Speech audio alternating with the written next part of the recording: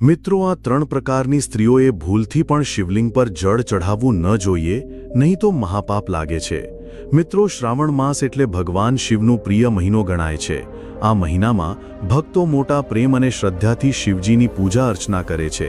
આજે હું તમને શ્રાવણ માસની મહિમા સાથે જોડાયેલી એક પૌરાણિક કથા સંભળાવવા જઈ રહ્યો છું, જે માતા પાર્વતી અને ભગવાન શિવના સંવાદથી શરૂ થાય છે. આ કથામાં છુપાયેલો સંદેશ દરેક ભક્ત માટે અત્યંત મૂલ્યવાન છે. જે કોઈ આ કથાને ધ્યાનથી સંપૂર્ણ સાંભળે છે, તેની બધી મનોકામનાઓ મહાદેવ પૂર્ણ કરે છે. તેને શિવલિંગ પર કરોડો વખત જળ ચઢાવવાનું પુણ્ય પ્રાપ્ત થાય છે. ચાલો, ભાવના અને આસ્થા સાથે આ કથા સાંભળીએ. મિત્રો, પવિત્ર શ્રાવણ માસ હવે શરૂ થવા જઈ રહ્યો છે. આજની વિડીયો તમારા માટે ખૂબ જ ઉપયોગી સાબિત થઈ શકે છે. માટે તમને વિનંતી છે કે આજની આ વિડીયોમાં અંત સુધી જોડાયેલા રહેજો અને વિડીયોને લાઇક શેર કરી કોમેન્ટમાં સાચી શ્રદ્ધાથી હર હર મહાદેવ જરૂર લખો, જેથી ભગવાન ભોળાનાથની કૃપા સદાય આપણા સૌ પર બની રહે. મિત્રો, એક વખત ભગવાન શિવ પોતાની અર્ધાંગિની પાર્વતી સાથે કૈલાસ પર્વત પર બિરાજમાન હતા. ચારે બાજુ અદ્ભુત શાંતિ હતી. માતા પાર્વતીના મનમાં કેટલાક મહત્વના પ્રશ્નો ઉઠી રહ્યા હતા. દેવી પાર્વતીએ ભગવાન શિવને નમ્ર સ્વરમાં પૂછ્યું, હે સ્વામી, તમે તો સર્વવ્યાપી અને સર્વેશ્વર છો. આ સમગ્ર સંસારના કણેક કણમાં તમારો જ વાસ છે. તમને શ્રાવણ માસ સૌથી વધુ પ્રિય છે અને આ માસમાં તમારા ભક્તો મોટી શ્રદ્ધાથી તમારી પૂજા કરે છે. હે મહાદેવ, સાવન માસ સાથે સંબંધિત મારા મનમાં કેટલીક શંકાઓ છે. કૃપા કરીને મારા આ પ્રશ્નોનું સમાધાન કરો. ભગવાન શિવે પાર્વતીની ઉત્સુકતા જોઈને હળવેકથી હસીને કહ્યું, હે પાર્વતી, તમારા મનમાં જે પણ પ્રશ્નો છે તે નિસંકોચ મને પૂછો. તમારી જિજ્ઞાસાનું સમાધાન કરવું મારું કર્તવ્ય છે. ત્યારે માતા પાર્વતીએ આદરપૂર્વક પૂછ્યું, પ્રભુ, શું શ્રાવણ માસનું વ્રત દરેકે કરવું જોઈએ? આ વ્રતના નિયમો શું છે અને તેને કઈ રીતે કરવું જોઈએ? ખાસ કરીને મારે જાણવું છે કે કયા લોકોએ કે કઈ અવસ્થામાં શિવલિંગ પર જળ ચઢાવવું ન જોઈએ. આ પવિત્ર શ્રાવણ માસનું આધ્યાત્મિક મહત્વ જણાવો. હું આ વિષયો જાણવા માટે અત્યંત ઉત્સુક છું. માતા પાર્વતીના પ્રશ્નો સાંભળીને મહાદેવે ગંભીર સ્વરમાં સમજાવવાનું શરૂ કર્યું. દેવી, તમે ખૂબ જ મહત્વના પ્રશ્નો પૂછ્યા છે. આમાં સમગ્ર માનવજાતનું કલ્યાણ રહેલું છે. ધ્યાનથી સાંભળો. શ્રાવણ માસમાં શિવ પૂજા સાથે જોડાયેલા કેટલાક નિયમો છે, જેનું પાલન દરેક ભક્તે કરવું જોઈએ. જે ભક્તો આ નિયમોનું ઉલ્લંઘન કરે છે અને અપવિત્ર રહીને શિવલિંગની પૂજા કરે છે, તેમની પૂજા હું સ્વીકારતો નથી. નિયમો તોડવાથી પૂજાનું ફળ મળવાને બદલે ઉલટું પાપ લાગે છે. આજે હું તમને તે ત્રણ પ્રકારની સ્ત્રીઓ વિશે જણાવીશ, જેમણે શિવલિંગ પર જળ ચઢાવવું ન જોઈએ. આવી સ્ત્રીઓને શિવલિંગ પર જળ ચઢાવવાથી પુણ્ય નથી મળતું, પરંતુ વિપરીત પરિણામ આવે છે. સાથે જ હું તમને એક પ્રાચીન કથા સંભળાવીશ, જે મારા એક પરમ ભક્ત સાથે સંબંધિત છે. આ કથા ધ્યાનથી સાંભળો. જે ભક્ત શ્રદ્ધાપૂર્વક આ કથા સાંભળશે, તેના બધા કષ્ટો દૂર થશે અને તેને સાચા માર્ગનું જ્ઞાન થશે. માતા પાર્વતીએ શિવજીની વાત માનતા કહ્યું, પ્રભુ, તમારા મુખેથી કથા સાંભળવી એ મારું સૌભાગ્ય છે. કૃપા કરીને મને તે કથા સંભળાવો. હું ધ્યાનથી સાંભળીશ. ભગવાન શિવે પાર્વતીની ઉત્સુકતા જોઈને કથા શરૂ કરી. ચારે બાજુ હિમાલયની ખીણોમાં શાંતિ છવાઈ ગઈ અને મહાદેવ બોલવા લાગ્યા, હી દેવી, ધ્યાનથી સાંભળો તે ભક્તની કથા. આ રીતે ભગવાન શિવે માતા ગૌરીને કથા સંભળાવવાનું શરૂ કર્યું. ઘણા સમય પહેલાંની વાત છે. સિદ્ધપુર નામના એક નગરમાં સદાનંદ નામના એક વિદ્વાન બ્રાહ્મણ રહેતા હતા. સદાનંદ અત્યંત બુદ્ધિમાન, રૂપવાન અને શાસ્ત્રોમાં પારંગત હતા. તેમણે વેદોનો ગહન અભ્યાસ કર્યો હતો અને ધર્મકર્મમાં નિપુણ હતા. સિદ્ધપુર નગરની નજીક એક બીજા નગરમાં ધર્મદત્ત નામના એક આદરણીય બ્રાહ્મણ પોતાની પત્ની અને એકમાત્ર પુત્રી સાથે રહેતા હતા. તેમની પુત્રીનું નામ સુશીલા હતું. સુશીલા બાળપણથી જ ભગવાન શિવની પરમ ભક્ત હતી. તે રોજ મોટા શ્રદ્ધાભાવથી શિવલિંગની પૂજા કરતી, જળ ચઢાવતી અને બિલીપત્ર અર્પણ કરતી હતી. યૌવન આવતા મનચાહ્યો વર મેળવવા માટે સુશીલાએ 16 સોમવારના વ્રત રાખવાનું શરૂ કર્યું. ધર્મદત્ત અને તેમની પત્નીએ સુશીલાનો ઉછેર મોટા લાડ પ્યારથી કર્યો હતો. સુંદર રૂપ અને ગુણોથી સંપન્ન સુશીલા જ્યારે લગ્નની ઉંમરની થઈ, ત્યારે ધર્મદત્તને તેના લગ્નની ચિંતા સતાવવા લાગી. એક દિવસ તેમણે પોતાની પત્નીને કહ્યું, પ્રિયે, આપણી દીકરી હવે લગ્નની ઉંમરની થઈ ગઈ છે. આપણે તેના માટે યોગ્ય વર શોધીને જલ્દી લગ્ન કરી દેવા જોઈએ. આ સાંભળીને સુશીલાની માતાએ સૂચન કર્યું, સ્વામી, મારા ભાઈના નગર સિદ્ધપુરમાં સદાનંદ નામના એક પ્રસિદ્ધ વિદ્વાન બ્રાહ્મણ છે. મેં તેમના વિશે ઘણું સાંભળ્યું છે. તે ગુણી અને સુશિક્ષિત યુવક છે. આપણે આપણી સુશીલાનું લગ્ન સદાનંદ સાથે કેમ ન કરીએ? મને વિશ્વાસ છે કે આપણી દીકરી તેમની સાથે સુખી રહેશે. ધર્મદત્તે સહેમતીમાં માથું હલાવતા કહ્યું, તું સાચું કહે છે. મેં પણ સદાનંદની વિદ્વત્તા અને સદ્ગુણોની પ્રશંસા સાંભળી છે. નિશ્ચિતપણે તે આપણી દીકરી માટે શ્રેષ્ઠ વર હશે. હું આવતીકાલે જ સિદ્ધપુર જઈને સદાનંદના પરિવાર સાથે આ સંબંધની વાત કરીશ. બીજા દિવસે ધર્મદત્ત પોતાની પુત્રીના લગ્નનો પ્રસ્તાવ લઈને સિદ્ધપુરમાં સદાનંદના ઘરે પહોંચ્યા. તે સમયે સદાનંદ પોતાના વૃદ્ધ માતાપિતાની સેવામાં વ્યસ્ત હતો. ધર્મદત્તે દરવાજે જોયું કે સદાનંદ મોટા પ્રેમથી પોતાના માતાપિતાના ચરણ દબાવી રહ્યો છે અને તેમની સંભાળ રાખી રહ્યો છે. આ દૃશ્ય જોઈને ધર્મદત્તના મનમાં આનંદ થયો. તેમણે વિચાર્યું, જે પુત્ર આટલા આદરથી માતાપિતાની સેવા કરે છે તેનાથી ઉત્તમ વર મારી દીકરી માટે બીજો કોણ હોઈ શકે? સદાનંદે આગંતુકને જોઈને તરત આદરપૂર્વક આગળ વધીને પ્રણામ કર્યા અને બોલ્યો, આવો ભગવન, અંદર પધારો. કૃપા કરીને જણાવો, હું તમારી શું મદદ કરી શકું? સદાનંદના સત્કાર અને નમ્રતાથી ધર્મદત્ત ખૂબ પ્રભાવિત થયા. તેમણે ઘરનું વાતાવરણ શુદ્ધ અને પવિત્ર જોયું. પૂજાખંડમાં સુંદર શિવલિંગ સ્થાપિત હતું, જેની નિયમિત પૂજા સદાનંદનો પરિવાર કરતો હતો. આ બધું જોઈને ધર્મદત્તને પૂર્ણ વિશ્વાસ થયો કે સદાનંદ જેવો આદર્શ યુવક જ તેમની સુશીલા માટે યોગ્ય વર હશે. થોડી વાતચીત પછી ધર્મદત્તે પોતાના આવવાનો હેતુ જણાવ્યો. તેમણે પ્રેમપૂર્વક કહ્યું, હે સદાનંદ, હું તમારી સમક્ષ એક પ્રસ્તાવ રાખવા આવ્યો છું. જો તમને અને તમારા માતાપિતાને સ્વીકાર્ય હોય તો હું મારી પુત્રી સુશીલાનું લગ્ન તમારી સાથે કરવા ઈચ્છું છું. મને મારી દીકરી માટે તમારા જેવા સુયોગ્ય વર બીજે ક્યાંય નહીં મળે. ધર્મદત્તની આ વાત સાંભળીને સદાનંદના માતાપિતા ખુશ થયા અને તરત સહમતિ આપી. સદાનંદ પણ માતાપિતાની પરવાનગીથી લગ્ન માટે તૈયાર થયો. યોગ્ય સમયે સિદ્ધપુરની નજીક એક પવિત્ર તીર્થ સ્થળે સદાનંદ અને સુશીલાનું લગ્ન વિધિપૂર્વક સંપન્ન થયું. દુલ્હનના રૂપમાં સુશીલાને જોઈને સદાનંદના હૃદયમાં આનંદની લહેર દોડી ગઈ. સુશીલા રૂપ અને ગુણમાં અદ્વિતીય સુંદર અને શીલવાન વધુ હતી. લગ્ન પછી જ્યારે સુશીલા વિદાય થઈને પોતાના પતિના ઘરે પહોંચી ત્યારે તેણે પોતાના મધુર વ્યવહાર અને નમ્રતાથી સાસરિયાઓનું મન જીતી લીધું. સુશીલાએ સાસુ સસરાને પોતાના માતાપિતા સમાન માન્યા અને પતિને પરમેશ્વરનું રૂપ ગણીને તેની સેવા અને સંભાળમાં પોતાને સમર્પિત કરી દીધું. સુશીલા રોજ સવારે વહેલી ઉઠીને ઘરની સફાઈ કરતી, સ્નાન કરતી અને પછી શિવલિંગ પર જળ અને બીલીપત્ર ચઢાવીને મંત્રોનો જાપ કરતી. આખો દિવસ તે પરિવારની સેવામાં વ્યસ્ત રહેતી અને રાત્રે પતિના પગ દબાવીને તેનો થાક દૂર કરતી. સુશીલા ખરેખર એક આદર્શ પતિવ્રતા હતી. તે હંમેશા સત્ય અને ધર્મનું પાલન કરતી. પતિને પરમેશ્વર માનીને નિષ્ઠાપૂર્વક તેની સેવા કરતી. તેણે ક્યારેય કોઈ અધર્મ કે અશુભ કાર્ય ન કર્યું. તેના સદ્ગુણોના ફળ સ્વરૂપે ઘરમાં માતા લક્ષ્મીની કૃપા રહેતી અને પરિવારમાં હંમેશા સુખ શાંતિ હતી. પરિવારના બધા સભ્યો આનંદપૂર્વક જીવન જીવતા હતા. થોડા સમય પછી શ્રાવણ માસનો પવિત્ર સમય આવ્યો. સુશીલાએ શ્રદ્ધાપૂર્વક સાવનના સોમવારના વ્રત અને પૂજાની તૈયારીઓ શરૂ કરી. સંયોગવશ શ્રાવણ શરૂ થવાના એક દિવસ પહેલા અમાવસ્યા હતી. સુશીલાએ વિચાર્યું કે આવતીકાલથી વ્રત શરૂ થશે, તેથી આજે પરિવાર માટે સ્વાદિષ્ટ ભોજન બનાવવું. તેણે રસોડામાં પ્રેમથી અનેક વ્યંજનો તૈયાર કર્યા. સુશીલાએ કાંદા, ફૂલકોબી અને અન્ય શાકભાજીને દહીંમાં મિક્સ કરીને એક લઝીઝ વાનગી બનાવી અને વ્રતમાં વપરાતું સૈંધવ નમક નાખીને સ્વાદ વધાર્યો. ઘરના બધાએ રાત્રે તે ભોજન મોટા ચાવથી ખાધું. વાનગી એટલી સ્વાદિષ્ટ હતી કે બધા તેની પ્રશંસા કરવા લાગ્યા. ભોજન પછી પણ ઘણું ખાવાનું બચી ગયું. બીજા દિવસે સવારે સુશીલા અને સદાનંદ રોજની જેમ વહેલા ઉઠ્યા. રસોડામાં રાતની બનાવેલી વાનગીની સુગંધ હજી પણ ફેલાયેલી હતી.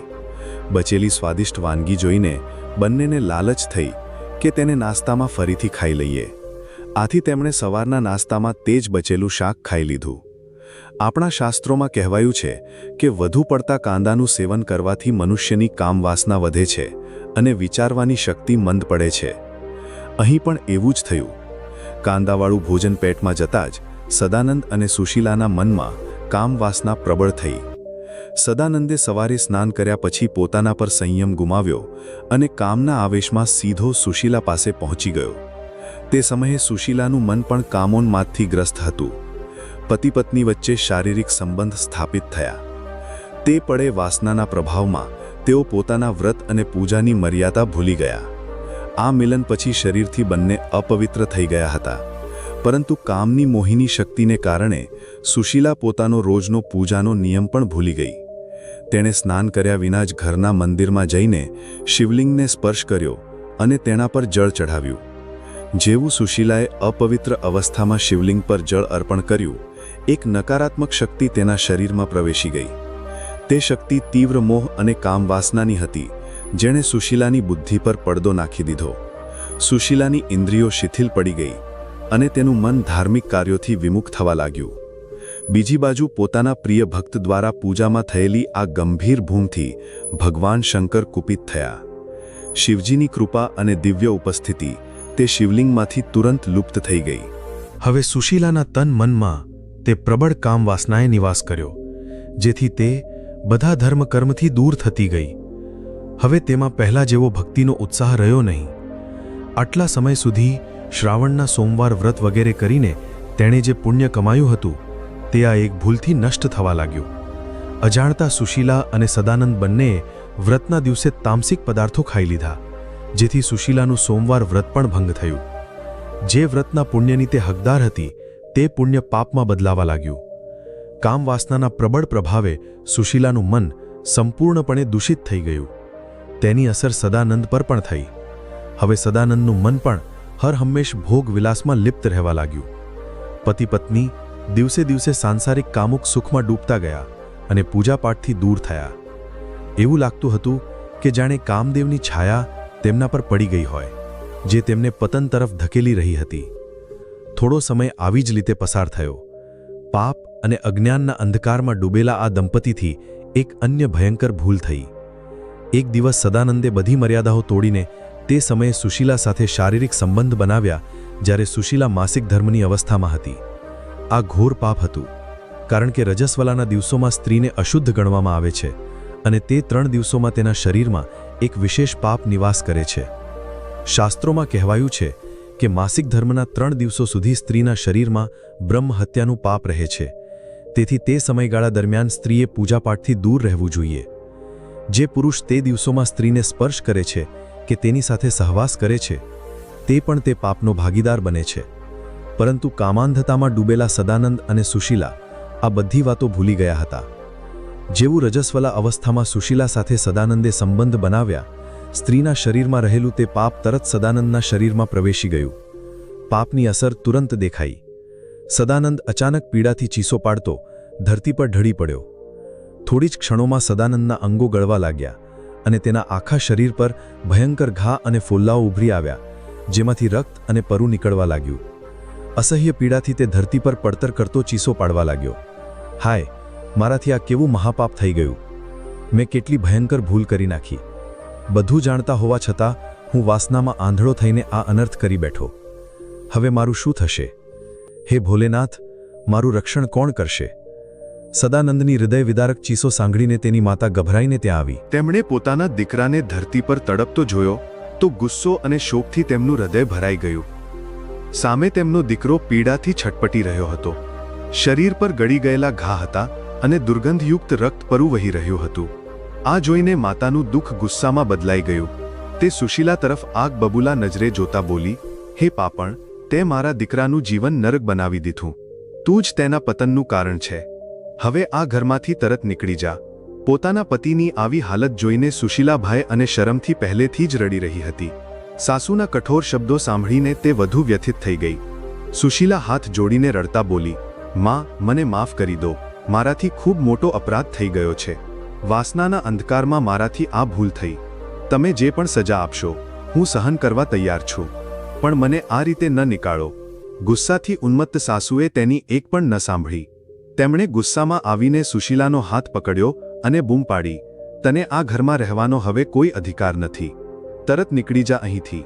આમ કહીને સાસુએ સુશીલાને ઘરની બહાર ધક્કો મારીને નીકાળી દીધી. સુશીલા બિલખતી ઘરની બહાર નીકળી આવી. તેનો સુહાગ ઉજળવાના આરે હતો. ઘર પરિવાર બધું છૂટી ગયું હતું. તેને કંઈ સમજાતું ન હતું કે તે ક્યાં જાય, શું કરે. પોતાના અપરાધ પર પશ્ચાતાપની અગ્નિમાં તેનું હૃદય બળી રહ્યું હતું. તે બેસુદ અવસ્થામાં રસ્તે ભટકવા લાગી. ભટકતા ભટકતા સુશીલા એક ગાઢ જંગલમાં આવેલા જૂના શિવ મંદિરે પહોંચી. ત્યાં તેને એક સાધુ મહાત્મા મળ્યા, જે તે મંદિરના પૂજારી હતા. સુશીલાએ રડતા રડતા તેમને પોતાની આખી આપવીતી સંભળાવી અને પોતાના પાપ પર ગહન પશ્ચાતાપ વ્યક્ત કર્યો. દયાળુ સાધુએ તેને સાંત્વના આપી અને પ્રાયશ્ચિતનો માર્ગ બતાવ્યો. તેમણે કહ્યું કે તે અહીં મંદિરમાં રહીને ભગવાન શિવની આરાધના અને સેવા કરે. સુશીલાએ તે જ ક્ષણથી ભગવાન શિવની કઠોર તપસ્યા શરૂ કરી. તે રોજ સવારે નદીમાં સ્નાન કરીને શિવલિંગ પર જળ ચઢાવતી, બિલીપત્ર અર્પણ કરતી અને શ્રદ્ધાપૂર્વક શિવ મંત્રોનો જાપ કરતી. આખો દિવસ મંદિરમાં રહીને ભજન કીર્તન અને શિવની સેવામાં સમય વિતાવતી. પોતાના પતિદેવના સ્વસ્થ થવાની કામનાથી સુશીલાએ નિરાહાર રહીના 16 સોમવારનું વ્રત પણ ફરીથી શરૂ કર્યું. આ રીતે સતત 1 વર્ષ વીતી ગયું. આ દરમિયાન સુશીલાએ અચલ વિશ્વાસ અને ભક્તિ સાથે પોતાની આરાધના ચાલુ રાખી. એક દિવસ સુશીલાને લાગ્યું કે તેની કઠોર તપસ્યાનું કોઈ ફળ નથી મળ્યું. તે અત્યંત નિરાશ થઈ ગઈ અને વિચારવા લાગી કે કદાચ ભગવાન તેનાથી નારાજ છે. આખરે તેણે પોતાના પ્રાણ ત્યાગવાનો નિશ્ચય કર્યો. સુશીલા નજીકની નદીના ઊંડા પાણીમાં ધીમે ધીમે ઉતરી અને ભોલેનાથનું સ્મરણ કરતા જલ સમાધિ લેવા લાગી. તે સંપૂર્ણપણે પાણીમાં ડૂબી ગઈ હતી અને પોતાના પ્રાણ ત્યાગવાની જ હતી. ત્યાં જ એક અદ્ભુત ચમત્કાર થયો. જે ક્ષણે સુશીલાએ પોતાને પાણીમાં ડૂબાડી, તે જ પળે એક દિવ્ય શક્તિએ તેને ઉપરની તરફ ધકેલીને પાણીની બહાર નીકાળી દીધી.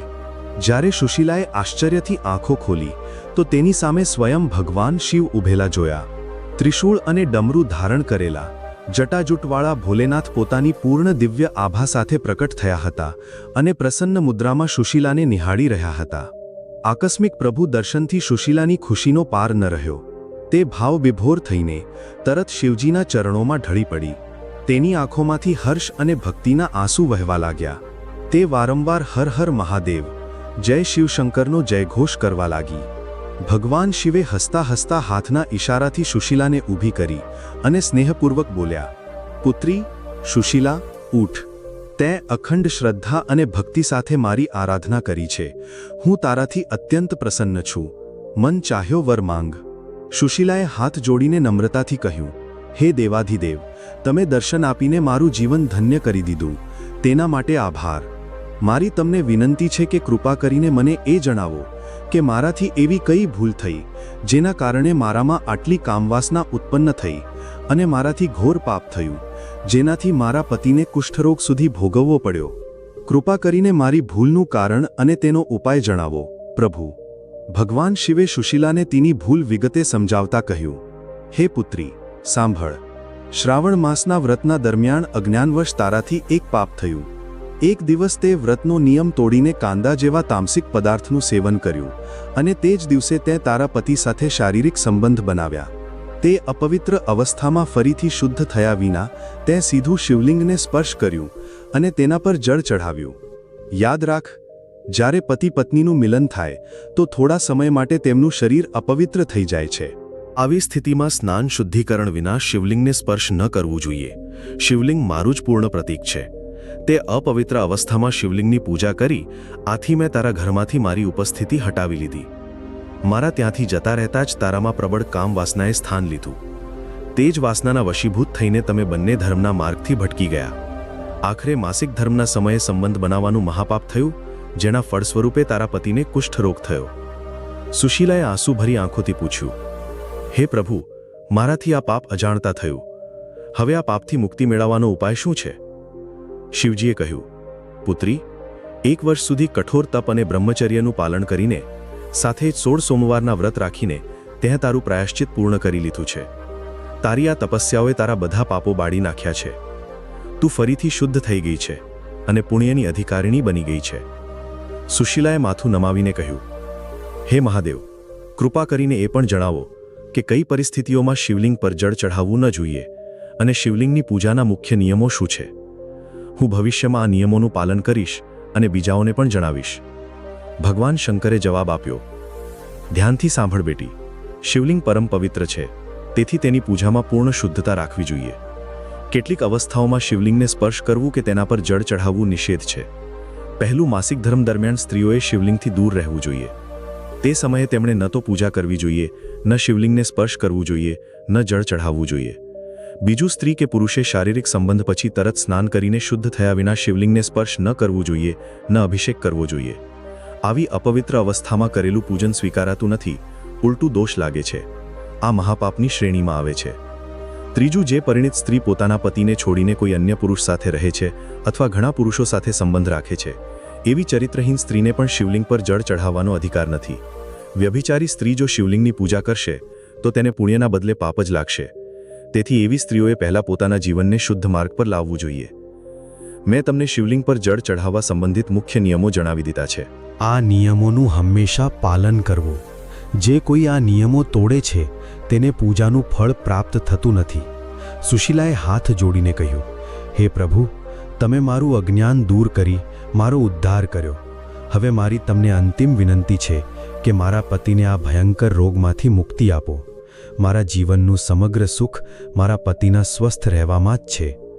ભગવાન શિવે વરદ મુદ્રામાં હાથ ઊંચો કરીને કહ્યું, તથાસ્તુ, તું જે શિવલિંગની સાચા મનથી આરાધના કરી છે તેના પર રોજ અર્પણ કરેલા બીલીપત્ર મને અત્યંત પ્રિય છે. તે જ પૂજામાં ચઢેલા કેટલાક બીલીપત્ર લઈ લે અને તારા પતિને ખવડાવ.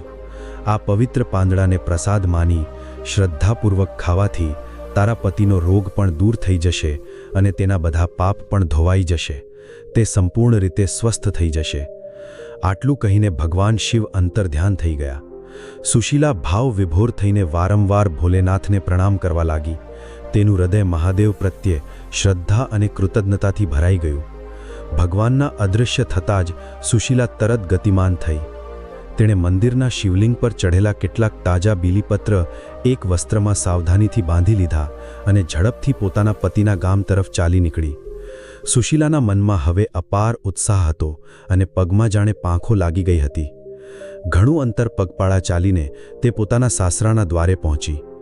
ઘરનો દરવાજો ખટખટાવતી વખતે સુશીલાનું હૃદય જોર-જોરથી ધબકી રહ્યું હતું. મહિનાઓ બાદ તે આ ઘરની ચોકઠે પાછી આવી હતી. દરવાજો ખુલ્યો તો સામે તેની સાસુ ઊભી હતી. આટલા દિવસો બાદ વહુને જોઈને તેમની આંખોમાં આંસુ ભરાઈ આવ્યા. સુશીલા તરત અંદર દોડી ગઈ. ઓરડામાં પથારી પર સદાનંદ નિર્બળ અવસ્થામાં પડ્યા હતા. રોગે તેમને ખૂબ નબળા કરી દીધા હતા. સુશીલાએ નજીક જઈને પ્રેમથી પોતાના પતિનું માથું થપથપાવ્યું. સદાનંદે મુશ્કેલીથી આંખો ખોલી. પહેલાં તો તેમને લાગ્યું કે કદાચ તેઓ કોઈ સ્વપ્ન જોઈ રહ્યા છે, પરંતુ જ્યારે સુશીલાએ હસતા હસતા કોમળ સ્વરમાં કહ્યું, હું આવી ગઈ છું, ત્યારે તેમને વિશ્વાસ થયો કે તેમની પત્ની ખરેખર પાછી આવી છે. ભાવુક થઈને સદાનંદની આંખોમાંથી આંસુ ટપકવા લાગ્યા. સદાનંદે મુશ્કેલીથી તે પાંદડા ચાવીને ગળી ગયા. થોડી જ ક્ષણોમાં મૃતપ્રાય સદાનંદના ચહેરા પર જીવનની આભા પાછી આવવા લાગી. તેમના શરીરમાં સ્ફૂર્તિ જાગી ઉઠી. કુષ્ઠ રોગના બધા ઘા રૂજાવા લાગ્યા. ગળી ગયેલા અંગો ફરી સ્વસ્થ થવા લાગ્યા. થોડી જ વારમાં સદાનંદ સંપૂર્ણ સ્વસ્થ વ્યક્તિની જેમ બિછાનેથી ઊભા થઈને બેઠા. તેમનો ભયંકર રોગ સંપૂર્ણ રીતે ખતમ થઈ ગયો હતો. આ જોઈને સાસુ અને સસરાની ખુશીનો પાર ન રહ્યો. ઘરમાં દિવાળી જેવો ઉત્સવ ઉજવાવા લાગ્યો. સુશીલા અને સદાનંદે મળીને ફરીથી ભગવાન શિવનું સ્મરણ કર્યું અને તેમના ચરણોમાં આભાર વ્યક્ત કર્યો. પરિવારના બધા સભ્યોએ મળીને તે સમગ્ર કથા સાંભળી, જે સુશીલાએ જંગલમાં શિવની આરાધનાથી લઈને મહાદેવના દર્શન સુધી અનુભવી હતી. બધા આશ્ચર્યચકિત અને હર્ષિત થયા. ઘરમાં ભગવાન શિવની આરતી ઉતારવામાં આવી અને હર હર મહાદેવના જયઘોષથી વાતાવરણ ગુંજી ઉઠ્યું. થોડા જ દિવસોમાં સદાનંદનું સ્વાસ્થ્ય સંપૂર્ણ રીતે સુધરી ગયું અને તે પહેલાંની જેમ જીવન જીવવા લાગ્યા. કૈલાસ પર્વત પર મહાદેવે માતા પાર્વતીને આ કથા સંભળાવીને સમજાવ્યું, હે ગૌરી, તે જોયું કે કઈ પરિસ્થિતિઓમાં સ્ત્રીઓએ શિવલિંગનો સ્પર્શ ન કરવો જોઈએ કે જળ અર્પણ ન કરવું જોઈએ. જે લોકો ધર્મના નિયમોનું ઉલ્લંઘન કરીને અપવિત્ર અવસ્થામાં પૂજા કરે છે તેમને સુશીલાના પરિવાર જેવી ભયાનક વિપત્તિનો સામનો કરવો પડી શકે છે. પરંતુ ભગવાન શિવ એટલા દયાળુ છે કે જો પાપી મનુષ્ય પણ સાચા મનથી પસ્તાવો કરી ભક્તિના માર્ગે પાછો ફરે તો તેનો ઉદ્ધાર શક્ય છે, જેમ કે સુશીલાના જીવનમાં થયું. મિત્રો, આ કથામાંથી આપણને શિક્ષા મળે છે કે ઈશ્વરની પૂજા હંમેશા પવિત્ર તન, મન અને શુદ્ધ હૃદયથી કરવી જોઈએ. પૂજાના નિયમોનું પાલન કરવું અત્યંત આવશ્યક છે, નહીં તો અજ્ઞાનવશ પણ પાપના ભાગી બની શકાય છે. પરંતુ જો સાચા હૃદયથી પશ્ચાતાપ કરવામાં આવે તો ભગવાન ભૂલોને માફ કરીને પોતાના ભક્તને પાછો સ્વીકારી લે છે. પ્રિય ભક્તો, આશા છે કે આ કથા તમારા હૃદયને સ્પર્શી ગઈ હશે અને તમને મહત્વની શિક્ષા આપી હશે. જો તમને આ કથા ગમી હોય તો કૃપા કરીને આ વિડીયોને લાઈક કરો અને તમારા મિત્રો સાથે શેર કરો. નીચે કોમેન્ટમાં હર હર મહાદેવ જરૂર લખો અને જણાવો કે આ કથામાંથી તમને શું પ્રેરણા મળી. અમારી ચેનલને સબસ્ક્રાઇબ કરવાનું ન ભૂલો, જેથી તમને આવી અન્ય રોચક ધાર્મિક કથાઓ આગળ પણ મળતી રહે. જય શ્રી કૃષ્ણ. ધન્યવાદ.